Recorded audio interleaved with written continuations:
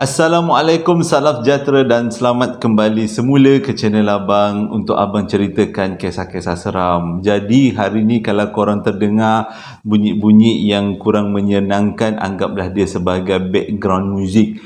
Sebabnya disebabkan kes yang semalam yang tiba-tiba Abang mengelupur macam kena penyengat tu kan. Jadi sebenarnya itu adalah salah satu bentuk gangguan yang abang alami, yang abang kena biasakan diri. Jadi disebabkan terlalu takut, memang takut lah kan, seram, lebih kepada meremang bulu roma. Jadi abang minta dua orang budak rumah abang untuk teman abang cerita malam ni.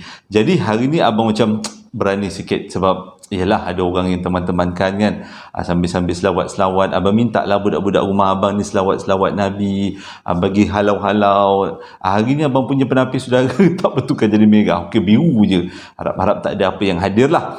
Okey, hari ni abang nak ceritakan dua lagi kisah. Yang pertama disampaikan oleh Apple, bukan nama sebenar, berlaku dekat Lahad Datu Sabah pada tahun 2002 sehingga 2006. Tapi dalam cerita pertama ni ada 3 cerita. Abang tak akan berhenti, abang terus je direct daripada mula sampai habis. Harap-harap abang tak kering ayat tekak lah. Dan yang kedua adalah cerita disampaikan oleh Hafizul, bukan nama sebenar juga, berlaku di Cerating pada tahun 2019 berkenaan dengan hotel misteri. Yang tadi yang cerita pertama berkenaan dengan sekolah misteri, yang ni adalah berkenaan dengan hotel misteri. Jadi kalau korang nak tahu cerita pada mula sampai habis, tonton video abang, insya-Allah abang akan ceritakan. Moga-moga ada pengajaran yang baik untuk kita semua. Cerita yang pertama disampaikan oleh seorang budak lelaki namanya Apple. Sebenarnya Apple tu nama yang dicadangkan oleh penonton abang lah. Abang ambil lah, abang gunakan nama Apple bang, dia kata. Okey, jadi Apple ni cerita dekat abang, dia sekolah dekat satu sekolah di Lahad Datu, tapi abang tak boleh nak beritahu nama sekolah. Dekat sekolah ni ada 3 peristiwa misteri yang dia dan kawan-kawan dia alami, dan juga pihak sekolah ni alami. Dia kata sepanjang dia mengalami peristiwa dekat sekolah ni menjadi ingatan dia sampai sekarang.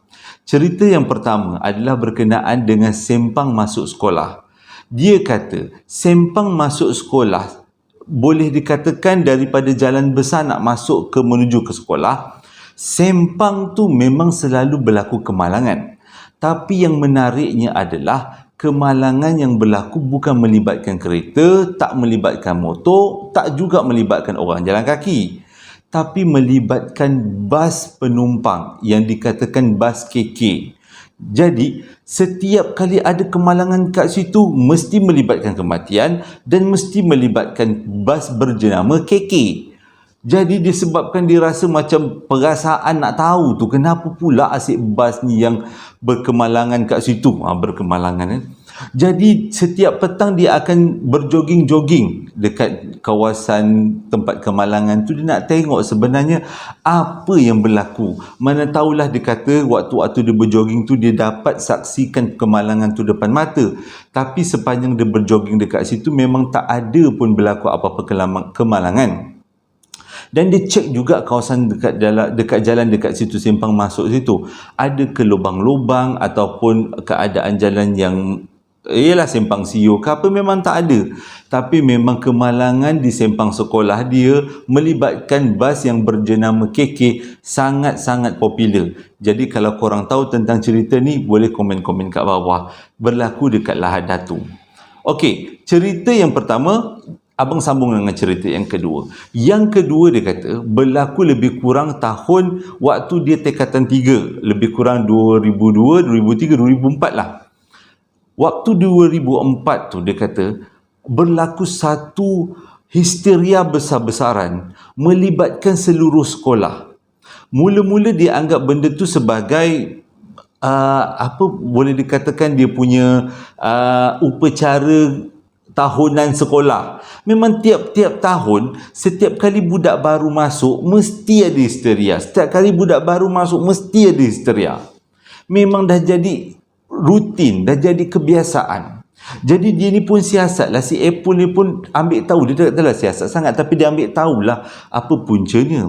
Rupanya histeria ni akan berlaku setiap kali ada aktiviti masuk dalam hutan yang melibatkan budak-budak darjah yang melibatkan budak-budak tingkatan 1.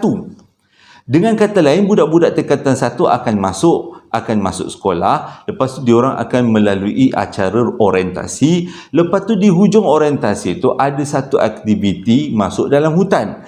Bila budak-budak ni masuk dalam hutan, dah merayau-rayau dalam hutan, keluar daripada hutan tu, ramai-ramai histeria. Kalau siapa-siapa tahu, memang komen-komen kat bawah, kita kongsi-kongsi cerita. Jadi waktu tu dia tahun tingkatan 3, tapi waktu dia tingkatan 2 pun jadi benda yang sama, tingkatan 1 pun jadi benda yang sama. Maaf tengah malam motor mana pula melintas tu.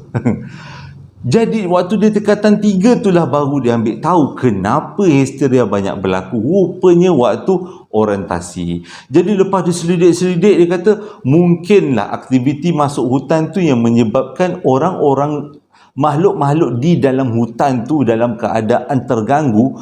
Dah lepas dia orang terganggu, dia ganggu budak-budak perempuan tu. Senang cerita, kau ganggu aku ganggu kau. Jadi sama-samalah kita terganggu. Fair and square. Dia kata mungkinlah juga. Jadi nak jadi cerita, benda ni berlanjutan waktu dia tingkatan 5. Tingkatan 4, Waktu dia tingkatan 4. Waktu tu dia dan kawan-kawan dia yang sama-sama tingkatan 4 buat aktiviti orientasi untuk darjah untuk tingkatan 1. Tapi waktu ni dia kata dia batalkan atas nasihat daripada ustaz, dibatalkan aktiviti masuk dalam hutan. Jadi dia kata kuranglah sedikit beban. Cumanya tak seronoklah tak ada aktiviti masuk hutan kan. Jadi digantikan aktiviti masuk hutan dengan berkumpul bersama-sama di kawasan lapang untuk buat aktiviti. Okey. Jadi dia ingat, Apple diingat pada waktu tu memang dah tak ada lagi lah histeria. Sangkaan dia meleset. Pada waktu tu, waktu dia tingkatan 4, berlaku lagi histeria besar-besaran yang melibatkan pelajar tingkatan 1 sampai tingkatan 5. Tapi memang yang histeria boleh dikatakan semuanya perempuan, tak ada lelaki. Jadi dengan kata lain, adakah disebabkan masuk dalam hutan tu puncanya? Tapi pada waktu tu dia orang tak masuk dalam hutan. Jadi apa yang Apple nampak, tiba-tiba ada beberapa budak yang kena histeria. Ustaz dengan ustazah bawa masuk budak-budak ni dekat dalam satu kelas dan kurung budak-budak ni. Ustazah peganglah, ustazah, warden semua peganglah. Jadi 3 orang ustaz jalankan aktiviti interrogate. Dalam bahasa Melayu, soal jawab dengan jin tu. Jadi Apple ni dengan kawan-kawan ni, dia punya perasaan nak tahu tu, dicarilah lubang-lubang nak mengintai apa benda yang dibualkan di antara ustaz tu dengan juga ustaz bertiga tu dengan juga budak-budak yang kena histeria tu. Jadi apa yang Apple dengar ni, dia cerita semula dekat abang. Dia kata perbualan tu memang suara budak perempuan tu daripada suara perempuan terukar betul, memang suara jantan, tak ada suara perempuan. Rau-rau suara, macam bergema lah suara dia. Bergema suara dia. Antaranya ustaz tu tanya, kenapa kami dah tak kacau, kami dah tak masuk hutan tempat korang tinggal, kenapa korang tetap juga kacau? Oh, dia dah merah. Seram pula bang. Jadi kenapa korang kacau juga kami dah tak masuk dalam hutan? Jawapan dia memang tidaklah mengejutkan. Korang tahu dia orang jawab apa? Dia kata budak-budak asrama perempuan walaupun tak masuk hutan, tapi dia orang tak uruskan tuala-tuala wanita dia orang dengan baik. Tidak dicuci, tidak dibasuh, tidak diuruskan dengan baik, main letak dalam tong sampah. Kami ini memang golongan jin, tapi kami memang golongan jin yang beragama. Kalau tak silap abang, agama Islam dia kata. Yang beragama Islam. Jadi kami tak suka tengok benda-benda kotor tu ada di kawasan-kawasan tempat kami lalu lalang. Kalau ustaz nak tahulah, kami ni makan menggunakan bau. Dan benda-benda tu semua diletakkan dalam tong sampah. Kalau kami nak pergi makan, nak ambil-ambil makanan, dan kami terbau dengan bau-bau yang daripada tuala wanita tu, dia akan mengganggu kami, mengganggu hidung kami. Agaknya hilang selera agaknya kan. Jadi mengganggu kami. Disebabkan itu kami kacau budak-budak perempuan ni untuk bagi amaran supaya jangan menyepah-nyepahkan benda-benda tu dekat kawasan-kawasan tempat laluan kami. Jadi itu yang Apple dengar sepanjang perbualan antara ustaz dan juga budak-budak yang kena histeria. Jadi selepas habis aktiviti itu, lepas budak-budak tu dah dipulihkan dan makhluk-makhluk tu dah keluar daripada badan budak-budak perempuan tu, satu gotong royong besar dilakukan oleh warden perempuan dan semua juga budak-budak perempuan untuk menguruskan tuala-tuala wanita. Rupanya banyak tualan wanita yang dah digunakan dan diletakkan dalam tong sampah. Lepas tu pula yang lebih teruk lagi, diletakkan dalam bukan diletakkan, dibuang dalam sinki ataupun lubang tandas. Dan benda tu ada yang tersekat dalam pipe-pipe laluan air. Jadi menyebabkan benda tu mendatangkan kemarahan pada pihak tu. Jadi sejak daripada tu daripada tekan tempat sampai tekan 5 lepas dia keluar, memang tak ada lagi budak-budak yang kena histeria. Sebabnya memang dah diaturkan satu peraturan, budak-budak ni harus menguruskan tuala wanita dengan begitu baik sekali. Itu tidak melibatkan budak lelaki lah. Kalau budak lelaki ada tuala wanita, abang pula yang terkejut. Okey, jadi tak ada masalah. Semuanya dah kembali pulih seperti sedia kali. Tapi bercerita dia tak tergantung dekat situ. Mengikut kata Apple, pada tahun 2006 berlaku satu lagi peristiwa yang menyebabkan penutup kepada semua peristiwa-peristiwa yang ada sepanjang dia berada dekat sekolah tu. Waktu tu dia dah nak SPM 2006. Dia dengan kawan-kawan dia belajar, orang kata prep belajar dekat bilik yang disediakan, bilik kelas lah, jauh sikit daripada asrama. Jadi tak adalah takut sangat sebab waktu dia buat aktiviti belajar tu bukan dia seorang tapi ramai-ramai. Nak jadi cerita, pada satu hari tu dia tengah belajar, lebih kurang pukul 11 malam macam tu, dia rasa nak terkencing, tak berani nak pergi seorang-seorang. Dia panggil lah seorang kawan dia, apa kata kau temankan aku, dia kata. Okey, kawan dia kata tak ada masalah, jom kita pergi kencing sama-sama. Jadi diorang pun berdua berjalanlah ke bilik air. Bila sampai dekat bilik air, dah buang air kecil, dia pun rasa macam tergerak hati nak ambil semayang. Sebab dia kata bila dia ambil semayang, dia akan segar lah, sebab muka kita disimbah dengan air kan, disapu dengan air, jadi segar lah. Jadi lepas-lepas ambil semayang tu, dia keluar daripada bilik air, dia tengok kawan dia masih ada lagi dekat dalam bilik air. Masih lagi dalam. Jadi dia tunggu depan bilik air. Tunggu, tiba-tiba kawan dia pun berjalan keluar. Dia dengarlah tapak kaki tu macam berjalan keluar. Jadi, korang tahu apa yang dia nampak? Sekali kawan dia keluar daripada bilik air tu, memang betul-betul kawan dia. Mesti korang ingat hantu kan? Belum lagi. Pak yang hantu belum lagi kat sini.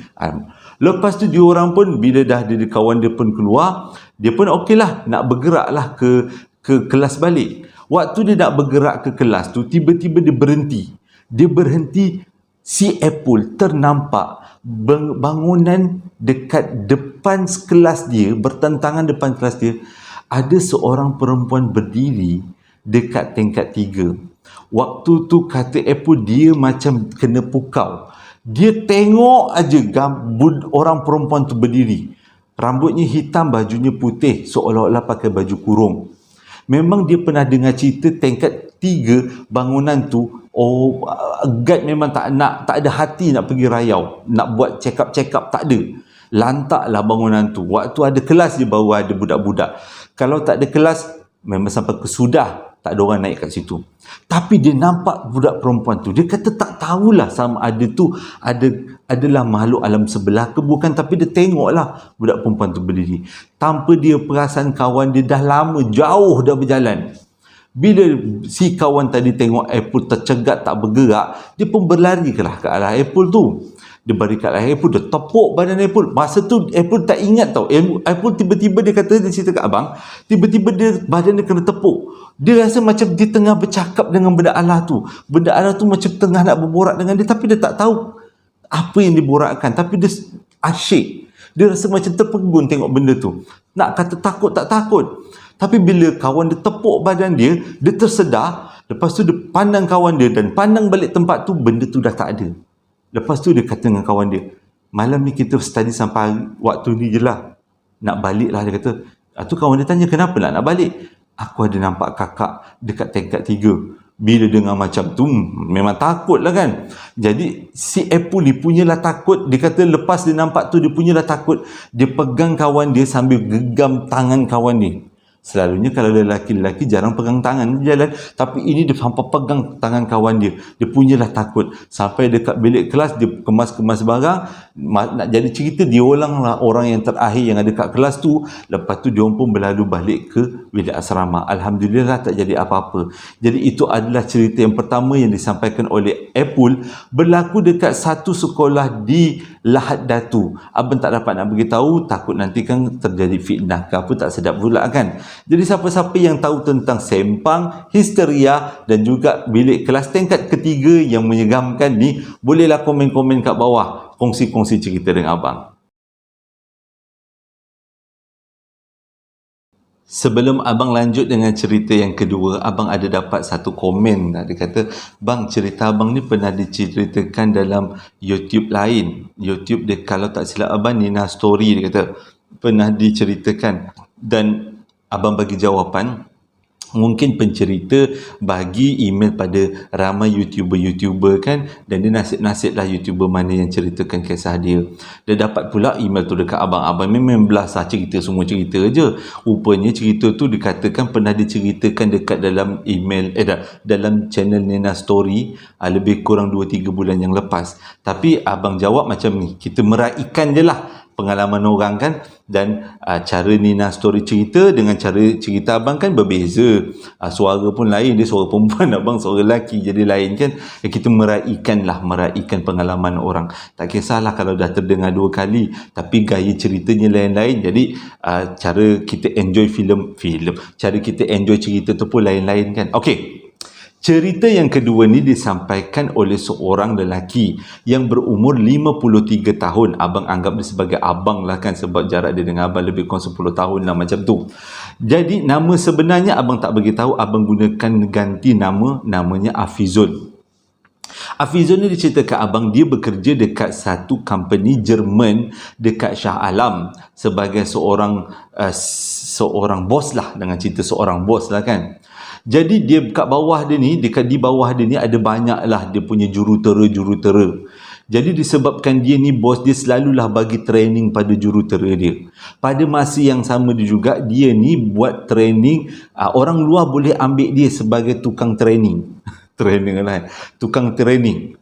Jadi dia selalu juga ambil job-job luar, bagi training pada engineer ataupun jurutera-jurutera daripada kilang-kilang lain. Cerita ni berlaku pada tahun 2019, waktu dia dapat tawaran atau satu kerja bagi ceramah, bagi training dekat kalau tak silap abang, Kuantan, Pahang. Jadi bila dia dapat job tu, dia rasa macam okey, seronok, itu rezeki jugalah. Dia pun tak tangguh-tangguh, terus aja booking hotel. Dia booking dekat satu resort dekat Cerating, tapi abang tak boleh nak beritahu resort yang mana, takut tersalah. Dia booking dekat hotel Cerating tu sebab dalam 2-3 tahun yang lepas dia memang suka duduk dekat hotel resort Cerating tu, sebab dia kata resort tu sangat best, sangat mendamaikan, sangat seronok, suasana environment dia cozy macam tu kan, aman damai. Tapi tanpa dia tahu sebenarnya resort tu dalam blog, dalam internet dah banyak gila cerita tentang seram-seramnya resort tu. Memang orang terang-terang beritahu resort sekian kat Cerating. Kalau korang tak cari, korang cari kat Google. Memang banyak. Tapi dia ni, si Afizul ni umur 53 tahun. Dan umur abang faham perasaan dia. Malas sebenarnya nak tengok-tengok Google. Main tempah je lah dekat website. Belasah je lah apa-apa hotel pun nampak cantik. Ada swimming pool dekat luar. Cantik, okey lah ni. Gambar makan contoh macam okey lah. Dia kata lagi pun dia biasalah dekat resort dekat Cerating tu. Jadi lepas tempah-tempah tu, dia ceritalah dengan seorang jurutera India. Dia kata, aku ada buat training kat luar dekat Kuantan. Lepas tu aku booking lah hotel. Lepas tu engineer yang Indian tanya, Kau booking dekat mana tu? Aku booking dekat resort Cerating. Adalah nama panjang dan abang tak beritahu. Resort Cerating yang si India tu daripada muka gelak-gelak terus macam, kau biar benar. Kau nak duduk kat situ. Kau tak tahu ke situ seram weh, dia kata. Seram, banyak cerita. Dia kata, jangan risau, aku dah biasa resort ni, dia kata. Banyak kali 2-3 tahun lepas, banyak tahun aku dah duduk dekat resort ni, tak ada apalah. Ni like the back of my hand, kata. Bahasa Inggeris sikit. Jadi dia kata bila yang si jurutera India tu dengar si Hafizul ni cakap macam tu, dia kata okey lah, it's up to you lah kan. Tak apalah, mungkin tak ada, tak akan jadi apa-apa. Kita berdoa je lah, dia kata. Okey lah, okey. Jadi pada hari yang ditetapkan, Hafizul pun pergilah berangkat ke Kuantan, Pahang, dan dia pun pergilah check in dekat resort Cerating tu. Tempat training bukanlah dekat resort tu, tapi dekat tempat lain. Cumanya dia ni suka duduk dekat resort Cerating ni. Jadi lepas dah check in tu, lepas dah bayar-bayar dekat kaunter tu, dia dibagikan kunci. Lepas tu dia tengok, oh tingkat 2, kalau tak silap abang tingkat 2 lebih kurang macam tu. Jadi dia pun tengok dekat nombor tu, dia tahu bilik ni bilik hujung. Dia kata tak apalah, bilik hujung mungkin ramai pengunjung. Tapi dia tengok kiri kanan tak ada orang. Tapi kenapa dia bagi bilik hujung? Okey, tak apalah. Dia pun naik lift. Bila naik lift sampai dekat level yang memang level dia pun keluarlah daripada lift tu. Waktu dia berjalan daripada keluar lift sampai ke bilik dia akan melalui beberapa bilik. Yang ini seram. Walaupun ada orang teman, tetap abang seram. Korang nak tahu apa yang seramnya? Sepanjang dia jalan dekat bilik tu, semua bilik tu terbuka. Pintunya terbuka dan diletakkan penyendal. Dengan kata lain, tak ada pintu bilik satu pun yang tertutup. Semuanya disendal, semuanya dibuka. Waktu mula-mula dia jalan, dia rasa macam tak adalah takut sangat. Dia okey je. Tapi bilik tu semuanya kosong. Tak dinyalakan lampu. Cuma ada kat koridor je tu. Jadi Hafizul mula-mula dia tak rasa takut. Dia rasa mungkinlah ada orang nak buat housekeeping kan. Okey, tak apalah, dia berjalan masuk. Sampai dekat hujung bilik tu, dia pun buka bilik dia masuk dalam bilik dia. Dia tengok keadaan bilik agak tak terurus. Dia pun tak tahu kenapa. Dia pun tak menanya-nanya. Okey, lepas tu dia siap. Bila dah lepas main maghrib, petang tu dia pun teruslah keluar daripada hotel tu nak pergi cari makan. Dia turun dah, memang dah orang biasa dekat Kuantan kan, dia tahulah tempat makanan yang best, rojak mana, mi goreng mana yang sedap-sedap kan, sup ekor mana. Jadi lepas habis makan malam tu, dia balik dekat hotel. Inilah mulanya pengalaman ngeri, dia kata. Bila dia balik dekat hotel, dia akan melalui bilik-bilik tu. Dia ingatkan bilik-bilik tu memang dah tertutup. Tapi bertambah ngerinya, waktu tu memang dah gelap, lepas waktu maghrib, maghrib lebih kurang dia melalui bilik tu. Semua pintu bilik tu makin luas terbuka. Makin tenganga pintu bilik tu disendalkan. Dengan kata lain, keseluruhan gelap dalam bilik tu, Hafizul boleh nampak. Belah kanan nampak bilik kosong, belah kiri nampak bilik kosong. Jadi sewaktu dia melalui bilik tu, dia melalui lebih kurang 10 bilik. Dia rasa macam seolah-olah ada yang memerhatikan dia. Memang ada yang tak kena, dia kata. Dengan keadaan hotel resort Cerating tu yang dah tak terurus, dia kata memang macam tempat orang dah lama tinggal, orang dah lama pergi. Jadi cepat-cepat dia masuk dekat dalam bilik dia. Bila masuk dekat dalam bilik dia, dia uruskan solat-solat isyak semua. Malam tu dia cuba tidur. Dia cubalah tidur baring macam biasa. Tapi dia tak gelapkan bilik. Dia nyalakan sedikit lampu kecil yang dekat dengan pintu keluar tu.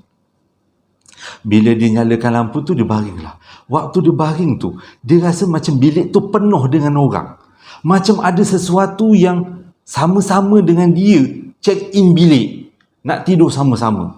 Jadi dia rasa tak sedap hati, dia pun ambil handset dia, pasang ruqyah, pasang ayat-ayat suci Quran kuat-kuat.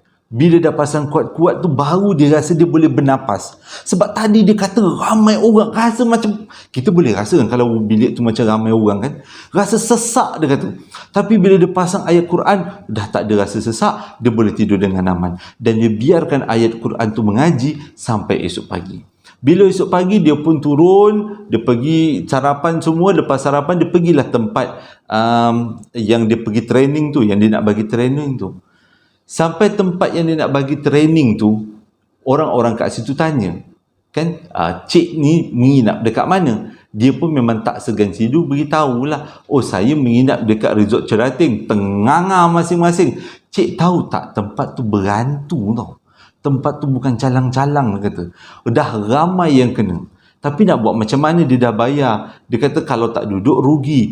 Jadi apa yang dia perlu buat, dia tabah-tabahkan diri je lah. Dia tawarkan redha Ta'ala, redha Allah Ta'ala je lah. Mohon Allah Ta'ala perlindungkan lah. Itu je lah yang dia boleh buat. Dah habis-habis training, dia pun balik. Dia balik dekat hotel itu. Memang macam biasa dia akan lalu bilik-bilik tu yang tergelap, yang gelap-gelap dengan pintu terbuka tu.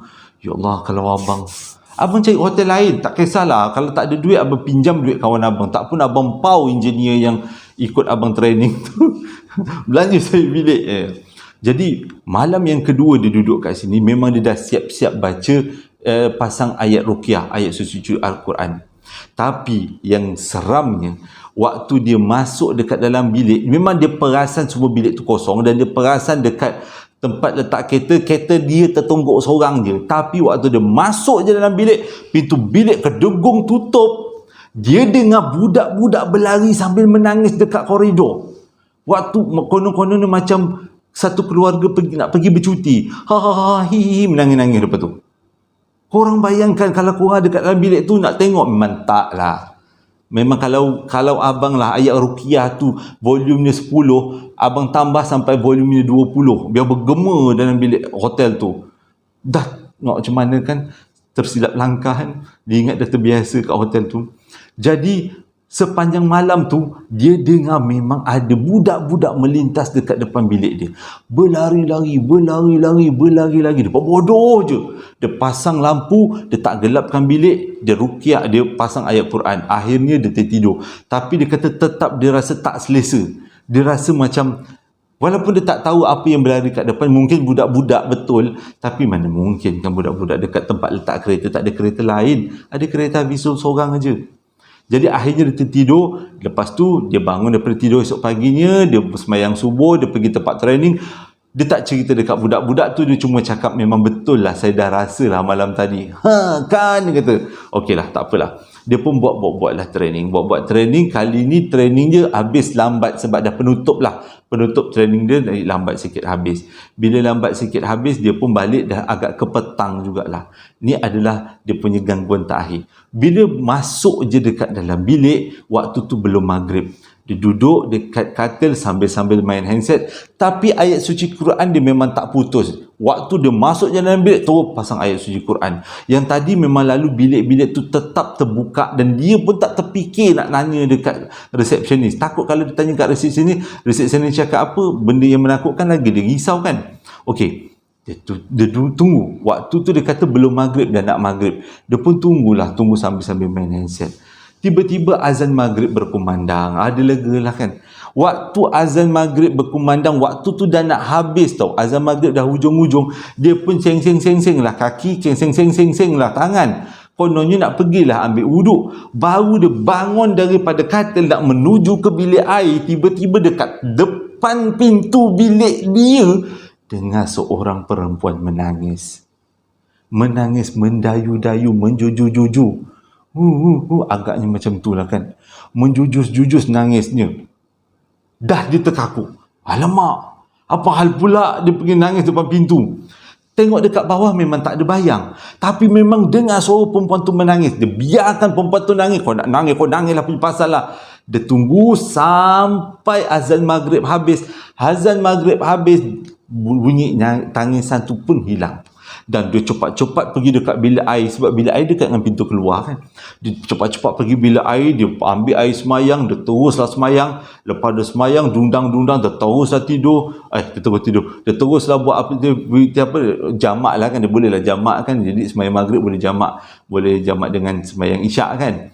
Dah siap jamak semua, terus tidur, baring. Lepas tu dia pasang ayat ruqyah. Waktu tu dia kata, sekali lagi dia rasa seluruh bilik dia ni penuh dengan sesak, dia kata. Sampai dia nak menampas pun susah.